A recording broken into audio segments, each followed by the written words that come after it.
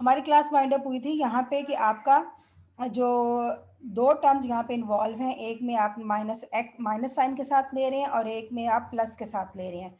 तो ये जो सेकंड केस है यानी कि डी के साथ, ये हमारा फिजिबली पॉसिबल नहीं है, क्योंकि ये एक अनफिजिकल सिचुएशन है कि क्योंकि हम यहाँ पे ये दिखा रहे हैं कि जो increase of the potential with the increase of distance, ठीक है। जबकि हमने पीछे डायग्राम में ये डिस्कस कर चुके हैं, ग्राफ में डिस्कस कर चुके हैं कि जो डिस्टेंस है उसका और पोटेंशियल का इनवर्स रिलेशन है।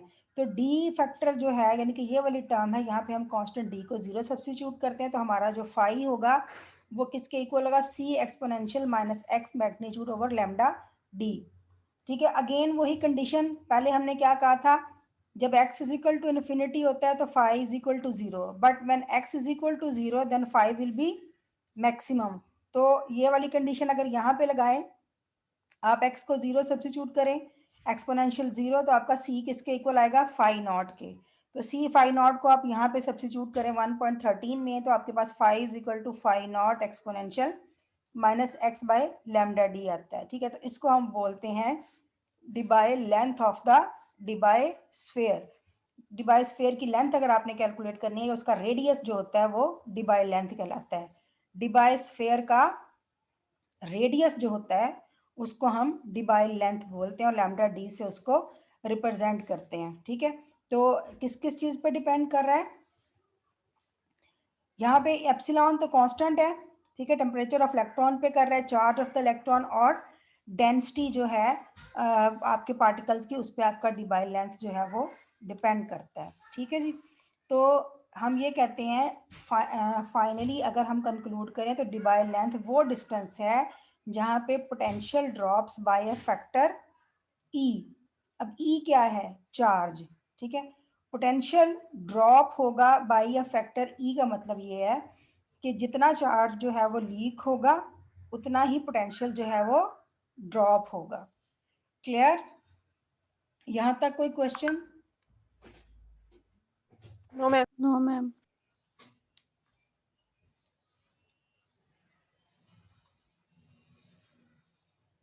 ओके, नेक्स्ट जो है जी कुछ इसके हम फंडामेंटल कॉन्सेप्ट्स देखते हैं जो कि हम प्लाज्मा में जनरली अप्लाई करते हैं।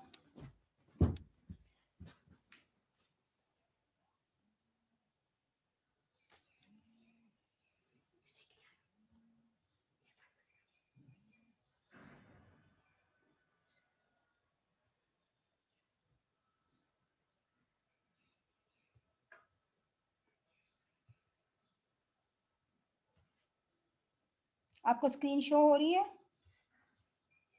Yes yes ma'am. मैम। हाँ जी, सॉरी, थोड़ा इसमें नेट जो है वो इंटरप्ट कर रहा है। अच्छा जी, कुछ फंडामेंटल कॉन्सेप्ट्स हैं, यानी कि फंडामेंटल कुछ ऐसी पैरामीटर्स हैं जो कि हम जब भी प्लाज्मा के बारे में आगे टॉपिक्स पढ़ेंगे या डिस्कस करेंगे तो ये टर्म्स जो हैं वो यूज़ होंगी, जिनको हम यहाँ पे अब डिस्कस करेंगे। उसमें सबसे पहले हम डिस्कस करेंगे kinetic pressure in partially ionised gas. ठीक है, तो सबसे पहले पार्शली आयोनाइज्ड गैस कैसी होगी, ऐसी गैस जिसके तमाम के तमाम जो एटम्स या मॉलिक्यूल्स हैं वो आयोनाइज ना हुए हों।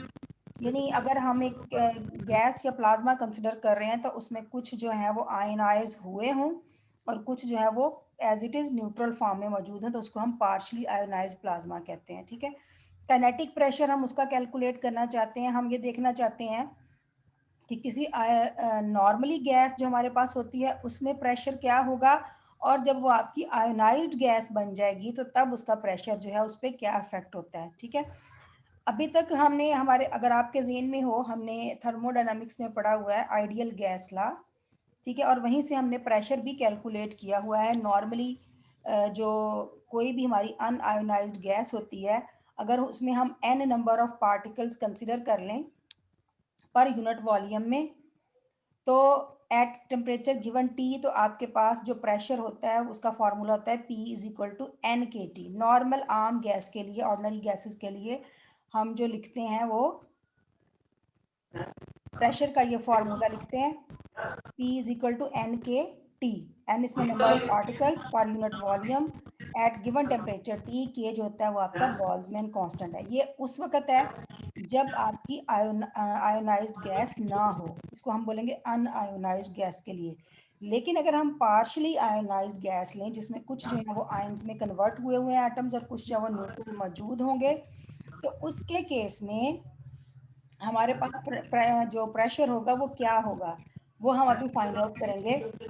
तो ज़रा केयरफुली देखिएगा।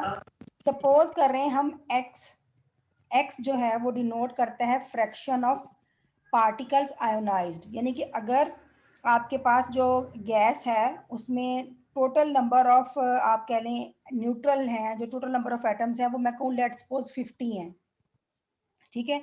तो उस 50 में से 30 जो हैं वो आयोनाइज्ड हैं, ठीक है, 30 जो है वो आयोनाइज्ड है। तो आपके पास कितने इलेक्ट्रॉन्स और कितने आयंस होंगे?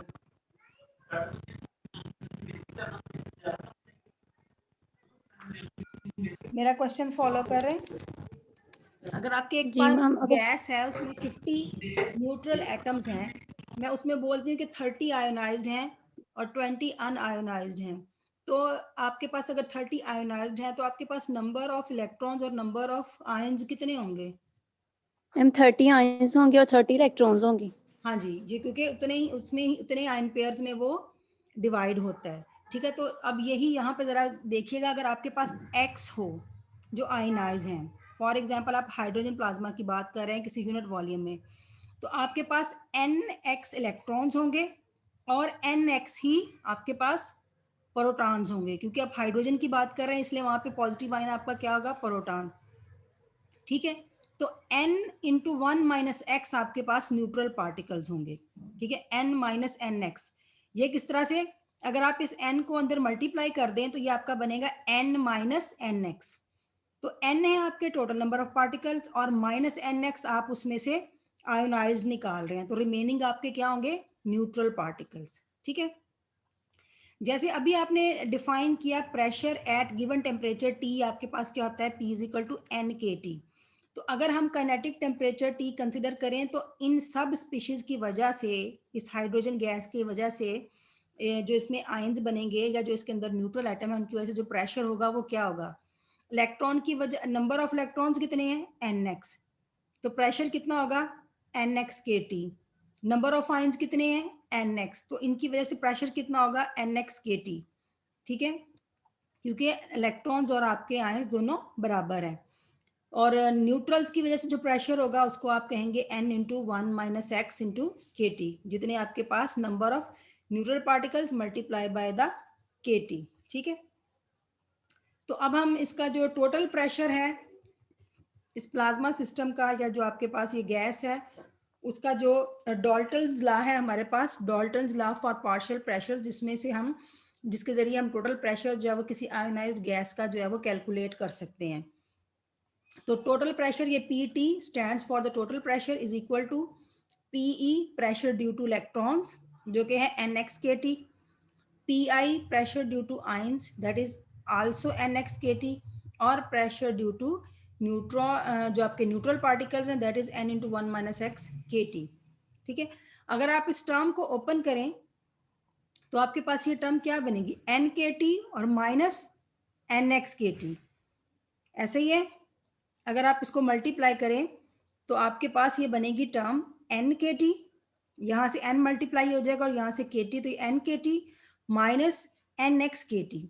तो एक आपका एन एक्स के टी एक एन एक्स के टी से कैंसिल हो जाएगा, तो अब आपके पास इसको और जो ये एन के टी टर्म बनेगी उसमें से ये टर्म निकल आएगी N into 1 + x into K T, ठीक है। ये आप इक्वेशन इसको ओपन करके देखिएगा, एक टर्म माइनस और प्लस कैंसिल हो जाएगी, तो आपके पास एन एक्स के टी और यहाँ पे आपके पास एन के टी होगा, तो उसमें से के टी कॉमन ले लें और एन भी कॉमन ले लें, तो आपके पास N into 1 + x k T हो जाएगा।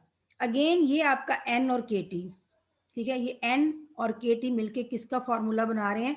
प्रेशर का, ठीक है। तो total pressure of an ionized gas आपके लिए क्या बनता है? 1 + x मल्टीप्लाई बाय पी, ठीक है। तो इसका मतलब ये है कि जो नॉर्मल प्रेशर होगा आपके पास, नॉर्मल गैस का प्रेशर है, जो अनआयोनाइज्ड गैस का प्रेशर है, वो इंक्रीज हो जाता है या एक्सीड कर जाता है जब आपकी गैस जो होगी वो आयोनाइज्ड हो जाएगी, जब आप उसका कुछ फ्रैक्शन या उसमें से कुछ पार्ट जो है वो आयोनाइज्ड हो जाए या आपकी गैस आयोनाइज हो जाए, तो प्रेशर जो है वो नॉर्मल प्रेशर से इंक्रीज हो जाएगा। ठीक है, फॉर एग्जाम्पल अभी मैंने ये पीछे कहा है कि ये अगर आप आपकी पार्शली आयोनाइज्ड गैस की बात करें तो ये आता है। अगर मैं ये कहूँ कि फुली आयोनाइज्ड गैस है, तो फुली आयोनाइज्ड गैस में x की बजाय हम 1 सब्स्टिट्यूट करेंगे, तो 1, तो ये आपका क्या बनेगा 2p, और 2p, p का क्या मतलब है NKT। तो आपका जो टोटल प्रेशर होगा फॉर फुली आयोनाइज्ड गैस या फुली आयोनाइज्ड प्लाज्मा PT, वो क्या होगा आपका 2NKT। तो ये कॉन्सेप्ट है आपका प्रेशर का, किसके लिए, आयोनाइज्ड गैस के लिए और अनआयोनाइज्ड गैस के लिए। ठीक है, तो आपसे अगर क्वेश्चन कर रही हूँ कि what is the concept of kinetic pressure for a gas, तो आप बता सकते हैं कि for ionized gas the pressure is greater as compare to the pressure for normal gases, या आप ये कह सकते हैं कि ionization increase the kinetic pressure. ठीक है, किसी भी गैस में जो आयोनाइजेशन होती है वो उसके काइनेटिक प्रेशर को क्या करती है, इंक्रीज कर देती है। Clear? Yes ma'am. Yes, ma'am. Next is the mean free path and collision cross section. ठीक है, एक तो हम प्लाज्मा को जब भी डिस्कस करते हैं तो उसमें हम प्रेशर्स की बात, टेम्परेचर की बात करते हैं, और टेम्परेचर की जब बात करते हैं तो उसके साथ एनर्जी को डिस्कस करते हैं। ठीक है, दूसरी हम प्लाज्मा के लिए प्रेशर की बात करते हैं कि जाहिर है फ्रीली पार्टिकल्स मूव करें तो प्रेशर पे इफेक्ट होगा। तीसरी चीज जो हम डिस्कस करते हैं मोस्टली वो मीन फ्री पाथ की बात करते हैं। ठीक है, कल भी ये टर्म्स कल हमने अपनी कैलकुलेशंस में यूज की थी, तो अब हम उनकी डिटेल देख रहे हैं कि एक्चुअली ये टर्म्स हैं क्या। जब आप मीन फ्री पाथ को डिस्कस करेंगे तो जो कोलिजन्स हैं वो इसमें ऑटोमेटिकली इन्वॉल्व हो जाती हैं। ठीक है, मीन फ्री पाथ जो है वो कोई प्लाज्मा के साथ एसोसिएटेड टर्म नहीं है, बल्कि मीन फ्री पाथ जो है उसको हम थर्मोडायनामिक्स में पढ़ते आए हैं, और गैसेस के साथ इसको हम लिंक करते हैं कि एक्चुअली काइनेटिक थ्योरी ही मीन फ्री पाथ को एक्सप्लेन करती है, जिसके अकॉर्डिंगली जब 2 सक्सेसिव कोलिजन होती हैं, यानी एक कोलिजन होने के बाद पार्टिकल जैसे ही नेक्स्ट कोलिजन करता है तो इन 2 कोलिजन के दरमियान जितना वो डिस्टेंस ट्रेवल करेगा that is actually known as mean free path. ठीक है, जब 2 कोलिजन, एक फर्स्ट कोलिजन हुई पार्टिकल की इलेक्ट्रॉन की किसी आयन के साथ, उस कोलिजन के बाद वो जब नेक्स्ट दूसरे किसी पार्टिकल के साथ कोलिजन करेगा तो एक कोलिजन से दूसरी कोलिजन के दरमियान जितना उसने डिस्टेंस कवर किया that is known as mean free path. And this mean free path के लिए जो हम सिंबल यूज करते हैं दैट इज लैम्डा। ठीक है, और इस डिस्टेंस को कवर करने के लिए, यानी कि मीन फ्री पाथ जो है 2 कोलिजन के दरमियान जो डिस्टेंस है उसे कवर करने के लिए जितना टाइम रिक्वायर्ड होगा या जितना टाइम लगेगा उसको हम मीन फ्री टाइम कहेंगे। ठीक है, तो द कंजेक्टिव डिस्टेंस, ये आप कह सकते हैं distance between 2 successive collision is mean free path and the time required to cover this path is mean free time. ठीक है, तो इसके अलावा हमने वैसे भी पढ़ा हुआ है नेक्स्ट जो डेफिनेशन है इसके बारे में कि फ्रीक्वेंसी और टाइम जो है, टाइम पीरियड, इनका आपस में रेसिप्रोकल या इनवर्स रिलेशन है। तो यहाँ पे हमने अभी मीन फ्री टाइम जो है उसे एक्सप्लेन किया है। तो अगर हम इसका रेसिप्रोकल देखें, जो रेसिप्रोकल होता है मीन फ्री टाइम का, वो हमें नंबर ऑफ कोलिजन्स बताता है, नंबर ऑफ कोलिजन्स जितनी पार्टिकल्स ने की होंगी पर यूनिट टाइम। और ये किस चीज़ की डेफिनेशन बनती है, कोलिजन फ्रीक्वेंसी की। ठीक है, reciprocal of the mean free time gives us the number of collisions that the particles occurred per unit time, और this collision इसे हम क्या बोलेंगे, इसे हम number of collisions को क्या बोलेंगे, collision frequency, और इसे हम न्यू से रिप्रेजेंट करते हैं। ठीक है, तो हमारे पास 3 पैरामीटर आ गए, मीन फ्री पाथ, और मीन फ्री पाथ को मेजर करने के लिए जो टाइम चाहिए that is mean free time, और मीन फ्री टाइम का जो रेसिप्रोकल होता है उसको हम कोलिजनल फ्रीक्वेंसी कहते हैं। ठीक है, अब ये दोनों पैरामीटर मीन फ्री पाथ और कोलिजनल फ्रीक्वेंसी, ये हमने जब टेम्परेचर ऑफ इलेक्ट्रॉन का निकाला था रिलेशन, तो उसमें हमने ये रिलेशन यूज किया था कि आपका जो मीन फ्री पाथ एंड आपकी जो कोलिजनल फ्रीक्वेंसी है वो इस रिलेशन से एक दूसरे के साथ कनेक्टेड है। ठीक है, lambda is equal to v over nu, जहां पे v आपका क्या है, वो एनी रैंडम वेलोसिटी है। ठीक है, तो ये जो पैरामीटर्स हैं अब हमने डिफाइन कर लिए हैं, लैम्डा है, टॉ है, और जो आपकी कोलिजनल फ्रीक्वेंसी है। ये हम यूज कर सकते हैं इफेक्टिव कोलिजन क्रॉस सेक्शन को फाइंड आउट करने के लिए। ठीक है, इन तीनों पैरामीटर्स को, जो आपका मीन फ्री पाथ है, जो आपका मीन फ्री टाइम है, और जो आपकी कोलिजनल फ्रीक्वेंसी है, जो कि एक दूसरे के साथ भी रिलेट कर रही हैं, और कुछ अदर कोलिजनल फिनोमिना के साथ या प्रोसेस के साथ भी हम इनको अटैच करके यूज कर सकते हैं to discuss the collision cross section. अच्छा, अब हम कोलिजन क्रॉस सेक्शन क्या है, अब अगर हम कोलिजन को डिफाइन करना चाहें तो फिजिक्स में, मतलब क्लासिकली फिजिक्स में कोलिजन्स क्या होती हैं?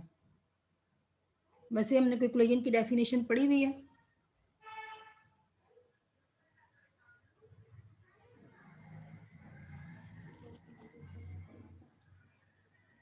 कोलिजन की कोई डेफिनेशन है? मैम कोलिजन की टाइप्स इलास्टिक और इनइलास्टिक, कोलिजन का पता है, नहीं, देन कोलिजन की व्हाट शायद अबाउट पढ़ी इटसेल्फ नहीं। कोलिजन क्या होती है?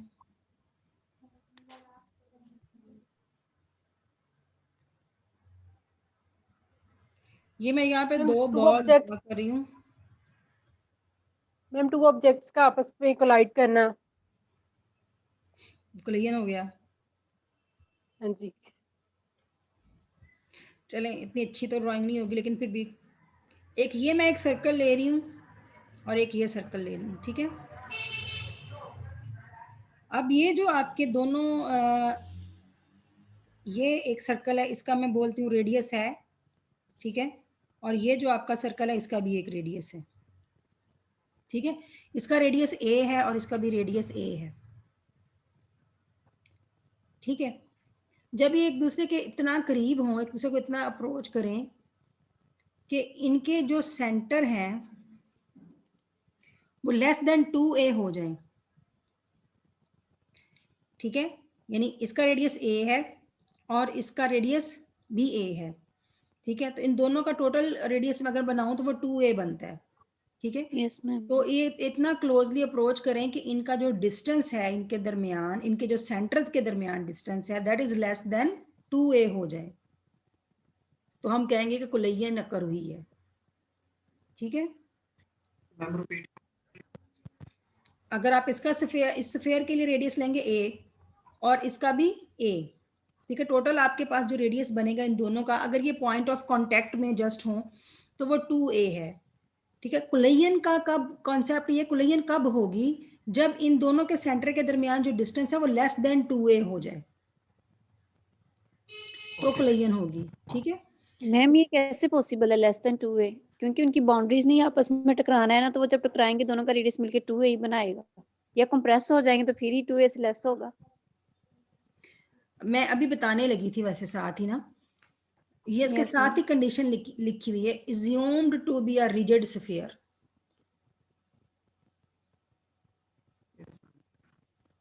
ठीक है। मतलब जी मैम। कोलिजन के लिए अब ये डिपेंड करता है ना, अभी आप, मैंने जब कोलिजन की डेफिनेशन पूछी है तो अभी मुझे किसी ने कहा कि इलास्टिक और इनइलास्टिक कोलिजन, मतलब ये तो सिंपली आगे कोलिजन्स की बहुत सारी डेफिनेशंस बन जाएंगी ना कंडीशंस के हिसाब से। उसके बाद आप कोलिजन्स कौन सी कोलिजन ले रहे हैं, आप हेड ऑन कोलिजन्स ले रहे हैं, ठीक है, आप पॉइंट ऑफ इंटरेक्शंस की बात कर रहे हैं, आप उनके सेंटर्स की बात कर रहे हैं, तो उसके हिसाब से हम उस कोलिजन को डिफाइन करेंगे, ठीक है। तो यहाँ पे हम सपोज ये कर रहे हैं कि यहाँ पे इन दोनों के जो टोटल जितना डिस्टेंस बनता है इन दोनों के स्फीयर को ऐड करने के लिए, उससे अगर लेस डिस्टेंस रह जाए तो हम उसे कोलिजन कंसिडर करेंगे, ठीक है। तो अब ये देखें, मैंने अगर इसका इफेक्टिव कोलिजन जो है वो रेडियस कैलकुलेट करना है, इसको मैं 2a को इफेक्टिव कोलिजन रेडियस बोलूंगी। अभी आपने कहा इसका रेडियस a, इसका रेडियस a, तो जब मैंने 2a का वर्ड बोला, then what is 2a? 2a is the effective collision radius, ठीक है।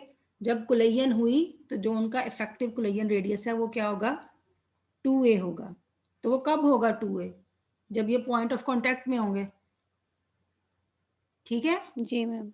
जी मैम। ठीक है, तो अगर मैंने फिर अब इसका जो यहाँ पे क्वांटिटी हम डिफाइन करें, पाई 2a होल स्क्वायर, ये किस चीज का फार्मूला है? पाई आर स्क्वायर एक फार्मूला हम एरिया का, पढ़ते हैं, एरिया ऑफ सर्कल। एरिया। तो अब यहाँ पे हम पाई आर स्क्वायर की बजाय हम मैं यहाँ पे पाई ए स्क्वायर नहीं लिख रही, यहाँ पे क्या है पाई 2a स्क्वायर। और 2a हम कब ले सकते हैं, जब हम दोनों के रेडियस को एड अप करके लिख रहे हैं, ठीक है। तो वो हमारे पास 4 पाई ए स्क्वायर बनता है। इसको हम बोलते हैं इफेक्टिव कोलिजन क्रॉस सेक्शन। अगर आपको थोड़ा सा न्यूक्लियर का याद हो तो उसमें हमने रिएक्शन का क्रॉस सेक्शन पढ़ा हुआ, यानी कि रिएक्शन होने की probability. Cross section is actually the probability of collision, ठीक है। इफेक्टिव कोलिजन क्रॉस सेक्शन का क्या मतलब है, कोलिजन होने की जो प्रोबेबिलिटी होती है उसे हम बोलेंगे, ठीक है। तो मैक्सवेल बोल्ट्जमैन डिस्ट्रीब्यूशन को यूज करके जो हमारे पास काइनेटिक थ्योरी ऑफ गैसेस है, उसने हमें मीन फ्री पाथ का जो फॉर्मूला दिया है इन टर्म्स ऑफ जो आपका इफेक्टिव क्रॉस सेक्शन है, उसके हिसाब से वो ये है 1/4 पाई ए स्क्वायर। अगर आप n इंट्रोड्यूस करवा रहे हैं, ये किस वजह से करवा रहे हैं, मैक्सवेल डिस्ट्रीब्यूशन फंक्शन की वजह से, क्योंकि जब आपके पास n नंबर ऑफ पार्टिकल्स हों तो आप मैक्सवेल बोल्ट्जमैन डिस्ट्रीब्यूशन जो है वो उसको अप्लाई करते हैं, तो आपका जो मीन फ्री पाथ होगा that is equal to 1/n, ये आपका 4 पाई ए स्क्वायर। तो ये 1/4n पाई ए स्क्वायर, इस 4 पाई ए स्क्वायर को हम सिग्मा से रिप्रेजेंट करते हैं। जिन्होंने मुझसे न्यूक्लियर पढ़ी है उनको ये अगर जेन में आ जाए कि हम क्रॉस सेक्शन को सिग्मा से रिप्रेजेंट करते हैं, ठीक है। तो लेकिन यहाँ पे ये आपका cross section nuclear cross section नहीं है, बल्कि इफेक्टिव कोलिजन क्रॉस सेक्शन है। और n is the number of particles, total number of particle जो हम कंसिडर कर रहे हैं इसमें आपके सिस्टम में, या आपकी गैस में, या आपके प्लाज्मा में, ठीक है। तो mean free path in terms of collision cross section आ गया, और सिग्मा को अब यहाँ पे हम यूज कर रहे हैं as a symbol for effective collision cross section, ठीक है। अब ये तो हम गैस की बात कर रहे हैं, सिंपली किसी भी गैस में हम बात कर रहे हैं किस तरह से हम फाइंड आउट करते हैं। जब हमारे पास प्लाज्मा होता है तो प्लाज्मा में आपके पास, हम बार बार ये चीज़ रिपीट करते हैं कि प्लाज्मा में आपके पास इंटरेक्शन जो है वो डिफरेंट पार्टिकल्स के दरमियान होगी। गैस में तो आपके पास एक तरह के ही एटम्स होते हैं जो कि न्यूट्रल होते हैं, लेकिन जो आपके पास प्लाज्मा होता है उसमें तो आपके पास 3 तरह के पार्टिकल्स हैं, ठीक है। 3 तरह के उस गैस के कंपोनेंट्स होंगे, क्योंकि वो पार्शली आयोनाइज्ड होगा तो उसमें इलेक्ट्रॉन्स भी होंगे, आयंस भी होंगे और न्यूट्रल पार्टिकल्स भी होंगे, ठीक है। तो इसलिए जब हमने प्लाज्मा में मीन फ्री पाथ कैलकुलेट करना है, या मीन फ्री पाथ लैम्डा जो है वो कैलकुलेट करना है, तो हमें इन तीनों पार्टिकल्स के दरमियान इंटरेक्शन को कंसिडर करना होगा। और इन तीनों पार्टिकल के दरमियान इंटरेक्शन एक जैसी नहीं हो सकती। क्यों एक जैसी नहीं हो सकती, क्योंकि चार्ज पार्टिकल्स के दरमियान आपको पता है कौन सी इंटरेक्शन होती है, इलेक्ट्रोस्टैटिक इंटरेक्शंस होती हैं। जो इलेक्ट्रॉन्स होंगे और जो आयंस होंगे इनकी आपस में रिपल्सिव फोर्सेस होंगी, और जो इलेक्ट्रॉन और आयन होगा इनकी आपस में इलेक्ट्रोस्टैटिक अट्रैक्शन फोर्सेस होंगी, ठीक है। जबकि जो आपके न्यूट्रल पार्टिकल्स होंगे उनमें इलेक्ट्रोस्टैटिक फोर्सेस नहीं होंगी, बल्कि उनमें शॉर्ट रेंज फोर्सेस होंगी, ठीक है। और वो शॉर्ट रेंज फोर्सेस जो होती हैं वो बहुत स्मॉल जो लेंथ है उस तक इफेक्टिव होती हैं। वो यहाँ पे डाटा शेयर भी किया हुआ है कि जो आपकी शॉर्ट रेंज फोर्सेस होती हैं जो न्यूट्रल पार्टिकल्स के दरमियान, वो कितने डिस्टेंस में वैलिड होती हैं, 10⁻10 टू 10⁻9। लेकिन जो चार्ज पार्टिकल के दरमियान कूलम फोर्सेस होती हैं, इधर वो रिपल्सिव हों, वो ज़्यादा रेंज तक जो है वो एप्लीकेबल होती हैं, ज़्यादा रेंज तक उनका इफेक्ट होता है, ठीक है। इसलिए इन प्लाज्मा अगर हम कंपेयर करें इलेक्ट्रोस्टैटिक और शॉर्ट रेंज फोर्सेस को, तो हम कहते हैं कि जो कूलम फोर्सेस हैं वो ज़्यादा डोमिनेट करती हैं as compare to the short range forces, ठीक है। तो इसका मतलब ये है कि ज़्यादा इफेक्ट किसका होगा, चार्ज पार्टिकल की वजह से जो कूलम फोर्सेस हैं। अब ये जो चार्ज पार्टिकल्स हैं ये अब रैंडमली मूव करेंगे आपके उसके अंदर, प्लाज्मा के अंदर। हर पार्टिकल जो है, अगर मैं यहाँ पे अगेन एक